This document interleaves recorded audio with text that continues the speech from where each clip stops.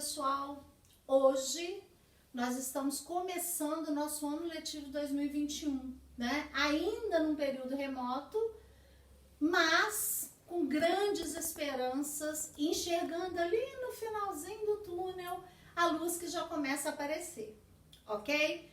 Não é como achávamos que seria, mas é tudo de melhor que nós podemos fazer, nós faremos, né? Já nos conhecemos, já trabalhamos juntos várias vezes, já sabemos como fazer, quando fazer, por que fazer e o que fazer. E vamos fazer juntos. Por isso eu começo com essa frase: nenhum de nós é tão bom quanto todos nós juntos. Ninguém consegue trabalhar tão bem, elaborar tão bem, crescer tanto intelectualmente, cognitivamente, sozinho. Mas quando nós nos juntamos, quando nós aproximamos a nossa sapiência, a gente fica melhor, a gente é mais emoldurado, a gente é mais lapidado, a gente cresce, a gente desenvolve e a gente vê perspectivas maiores. Então sejam muito bem-vindos a esse ano letivo, trabalharemos juntos, estaremos bem, crescendo, trabalharemos juntos com a alfabetização e letramento, que é um xodó do meu coração, junto com a educação infantil, que a gente já teve ano passado, né? Nós, em alfabetização e letramento, a gente vai ter agora, nesse mês de fevereiro e março, a gente vai ter a parte histórica e a parte teórica. Quando for o mês de abril e maio, a gente vai ter a parte prática, aprendendo todos os métodos de alfabetização. Isso vai ser muito enriquecedor e eu convido você a viajar comigo nessa jornada de alfabetização. Hoje eu quero começar falando das formas de avaliação, né? Nós teremos 3 formas de avaliar. 2 com trabalhos menores, um trabalho valendo 1 e um trabalho valendo 2, que serão feitos dentro da aula. Durante 2 aulas, nós teremos esses 2 trabalhos. Dentro do meu cronograma de planejamento, a gente vai fazer isso no início e no final do mês de março. No mês de abril, a gente vai ter um trabalho com valor 7, que vai ser postado no NEAD, como vocês já fizeram nos períodos do ano passado, né? Esses 2 trabalhos serão presencialmente na aula remota. Aquele aluno que por um acaso perder um dos trabalhos, ou de repente os 2 por estar trabalhando ou alguma outra situação, não será prejudicado. Ele terá uma alternativa lá no NEAD para fazer outro trabalho substitutivo dentro daquela semana que será feito dentro da aula remota, ok? Assim como a gente fez na semana do mapa mental, quem não teve acesso para fazer o mapa mental, eu coloquei um trabalho substitutivo, vai ser da mesma forma, tá certo? De qualquer forma, nós temos no NEAD, na nossa pasta lá, né, de alfabetização e letramento, nós temos um cronograma, como será distribuídas as nossas aulas dentro desse período. Eu já organizei tudo, terá o dia de avaliação, de segunda chamada, tá tudo definido, é só você acessar que você vai ver. Então vamos falar um pouquinho dos 2 termos hoje. O que é alfabetizar e o que é letrar? Qualquer concurso público, quando a gente vai fazer um concurso para pedagogia ou para professores das séries iniciais, esses 2 termos vão cair, né? Alfabetização é sinônimo de letramento? Não, não é. Nós temos lá no NEAD, né, o nosso plano de trabalho completo, e lá tem o nosso objetivo da aula de hoje, que é compreender as diferenças conceituais entre esses 2 termos. Né? O que é uma coisa e o que é outra, quando se usa uma coisa, quando se usa outra. Esse é o nosso roteiro de aula, nós temos especificamente no NEAD, em detalhes, e a gente começa conceituando. Vamos esclarecer? Alfabetizar e letrar é a mesma coisa? Eu coloquei aqui a imagem do livro da Marlene Carvalho. Eu tenho esse livro, ele é ótimo. Eu levei para as férias agora, reli esse livro agora, semana passada, e eu indico a vocês comprarem esse livro para a gente estar trabalhando alguns conceitos dele. Tá? Ele traz uma análise sobre os métodos, ele não é um livro caro, é um livro de fácil acesso, então quem puder, vale a dica, né? compra o livro da Marlene Matos, Alfabetizar e Letrar, um diálogo entre a teoria e a prática. Vale a pena. É Marlene Carvalho, tá, gente? Desculpa, a Marlene Matos é do outro livro que eu vou falar na aula que vem. Vamos lá.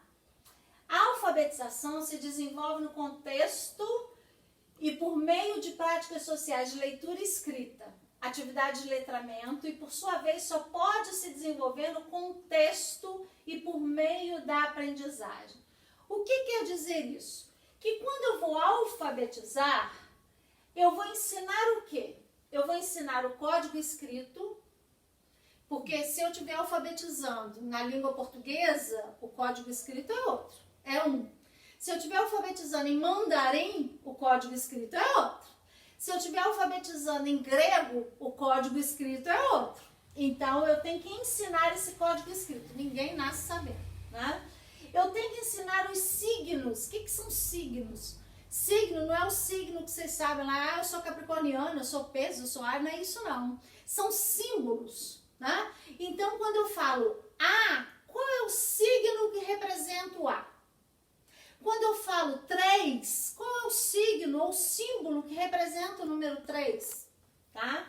Qual o significado de cada um deles? Ali na imagem vocês veem, né, aquelas letrinhas GVA, são signos, né? Assim como uma criança lá da educação infantil, ela tem 2 anos, ela passa em frente a um banco, se os pais dela tiverem conta naquele banco, ela está acostumada a ir naquele banco com o pai, ou com a mãe, ou com a avó, ela vai falar assim, aqui é o Itaú. Mas eu falo assim, como é que você sabe? Porque meu pai, olha lá, o I do Itaú. É um signo. A criança de 1 ano, que o pai é vascaíno, onde ela vê o símbolo do Vasco, ela sabe que ali é um símbolo do Vasco. É um signo, né? Qual o significado daquele símbolo? É representação do time de futebol dos pais ou dos avós. Eu tenho que ensinar a criança a ler. Então, pensem bem, o código escrito e a leitura são isso aqui, ó, codificação e decodificação. O que é codificar? É escrever, é colocar os signos no papel. E o que é decodificar? É o ler, é tirar os signos do papel, né? Então, quando eu estou falando em codificação, eu estou falando de grafema, de escrita. Quando eu estou falando de decodificação, eu estou falando de fonemas, de leitura. Isso tem que ficar claro. E ensinar também, alfabetizar, a participar de um mundo desconhecido. A criança olha aquilo e ela não sabe o que está acontecendo, né? Na aula da semana que vem, eu vou contar uma história para vocês do Joãozinho que aprendeu a ver. E vocês vão ver que tremendo que é essa história a partir da alfabetização. Vamos lá. E o que é letrar? Daí a imagem ali já diz tudo, né? É mais do que alfabetizar. Letrar é ensinar a ler e escrever dentro de um contexto em que a leitura faça sentido, que a escrita faça sentido. Tem muita gente que é alfabetizado, mas não é letrado. Ele decodifica, mas ele não sabe usar aquilo socialmente. Ele não sabe colocar aquilo dentro de um contexto. Então, o que é letrar? Letrar é refletir, é interpretar. Olha como é muito mais complexo. É a leitura e compreensão do texto. Às vezes a criança lê assim, sapo, mas ela não relaciona que ela leu a palavra sapo com aquele animalzinho verde que fica lá pulando no brejo. Ela leu sapo e não fez significação nenhuma, ela nunca viu um sapo, ela não sabe o que é sapo.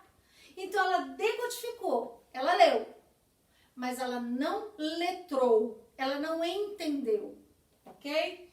A leitura de mundo está dentro do letramento, né? É quando eu olho uma placa de trânsito e eu entendo a informação e eu sei se pode ou não pode estacionar, se pode ou não pode virar para a direita, isso é letramento, tá?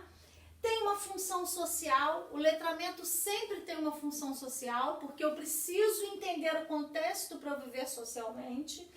Tem o respeito às diferenças culturais. Por quê? A gente vai falar isso da sociolinguística numa aula específica, mas só para dar uma deixazinha a vocês, né? Quando eu falo de respeitar as diferenças culturais, quando eu vou a uma criança, por exemplo, aqui do estado do Rio de Janeiro, ela vai ler mandioca, e ela vai, bolinho de mandioca, minha mãe faz ou minha avó faz. Se ela estiver lá no Nordeste e ela ler mandioca, ela não sabe o que é. Mas se ela ler macaxeira, ela fala, macaxeira, minha mãe faz bolinho de macaxeira, é gostoso, minha avó faz, é a mesma coisa. Só que culturalmente um chama uma coisa, outro chama outra. Tá certo? As práticas sociais que utilizam a escrita, o e-mail, o WhatsApp, né? Saber usar isso lá no Instagram, no Facebook, nas redes sociais como um todo, isso é letramento.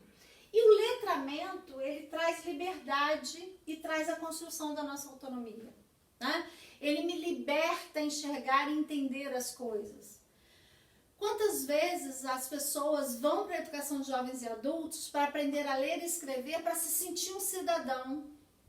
Eu trabalho com educação de jovens e adultos há alguns anos e eu já ouvi vários alunos da educação de jovens e adultos falar assim, não, eu quero agora aprender a ler e escrever porque eu não quero precisar de ninguém para ir no caixa eletrônico comigo receber meu pagamento. Então traz uma libertação, né? Uma construção de autonomia. Agora eu consigo ir ao caixa eletrônico e receber o pagamento sem precisar de ninguém, porque eu consigo ler o que as teclas dizem para eu apertar as teclas certas e não fazer bobagem, né? Então letramento é isso, porque a pessoa vai saber ler e interpretar a informação e utilizar a tecla certa, ok? Hoje eu queria que vocês ficassem com esses dois conceitos, interiorizassem isso, porque na aula da semana que vem a gente vai começar a falar sobre os métodos, a alfabetização, o ciclo de alfabetização, quando que começa a alfabetização, né? Às vezes a gente acha que a alfabetização começa lá com os 5 anos, nas primeiras letras. Não, a alfabetização começou lá atrás e a gente precisa primeiro clarear esses termos para depois a gente caminhar com segurança. Então, encontro com vocês na aula remota para a gente destrinchar isso melhor. E qualquer dúvida, vocês têm todos os meus contatos e sabem como fazer, ok? Valeu, gente. Obrigada.